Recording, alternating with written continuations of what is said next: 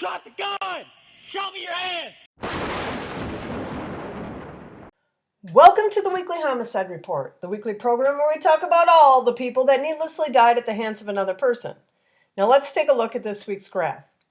Chicago added 17 this week, and you may be thinking that has to be their highest weekly total so far this year, but it is not. It is actually the fourth highest weekly total. They need 25 in 1 week to have the highest weekly total. Philly reported 6, their lowest weekly total in 2 months. They are currently reporting 74, yes, 74 less than this time last year. And this is the best year they've seen since 2019. New York added 8, half of which were sharp metal objects being thrust inside someone. 22% of all murders in New York have been stabbings. Only 54% shootings. Most large cities are 70 to 90% shootings.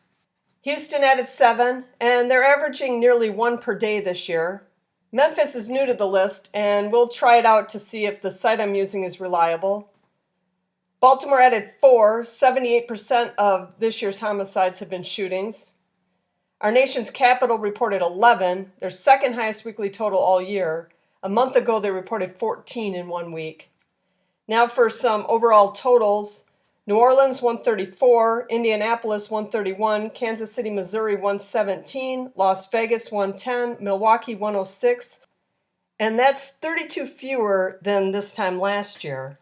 Columbus, Ohio 93, Birmingham 87, Jackson, Mississippi 56, Minneapolis 45, San Francisco 32, and that's 5 more than this time last year. Rochester, New York 29, and Seattle 28. We are currently averaging just over 450 homicides a week, which is down from the 485 a week in 2022 and much lower than the over 500 a week average in 2021.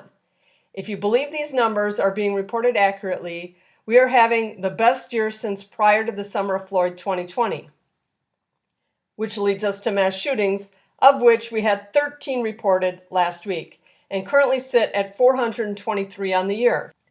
We will hit 425 within a day or so, likely on or before August 5th, which would be 15 days sooner than last year and 8 days sooner than the record-breaking 690 reported in 2021. The over-under is still at 700, and I'm still taking the over. And I cover all of these in a weekly video that posts on Tuesdays. There were 32 reported defensive use of a firearm incidents last week. I cover many of these in a weekly video that posts on Wednesdays. And when you look at these numbers, that as I do every week, defensive use is the one statistic that has fallen since pre-2020. Every other stat has gone up. I argue that when defensive use is high, homicides are lower, and I still stand by that. Because statistically, that is true, and I follow the stats.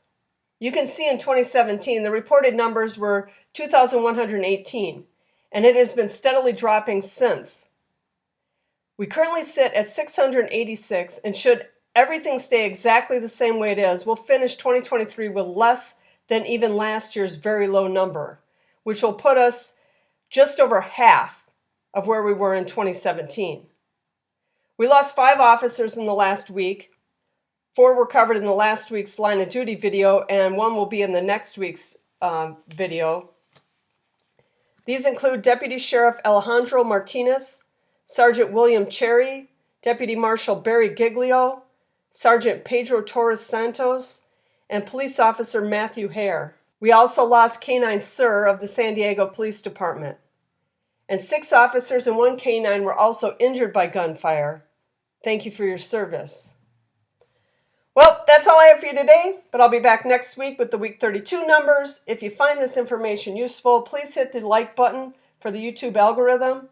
Share your thoughts in the comments, and consider subscribing if you aren't already. Stay safe, America. Keep your head on a swivel, and remember, a bullet can travel over a mile unimpeded, so keep dodging those strays till these shooters get better aim.